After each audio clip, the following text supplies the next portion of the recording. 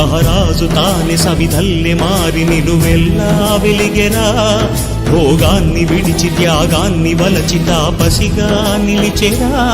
జనక్షేమమే తన సంకల్పముగా తన ఊపిరి హోమజ్వాలలుగా స్వర్గాన్ని శాసించెనురా అమృతమును ఆహ్వానించెనురా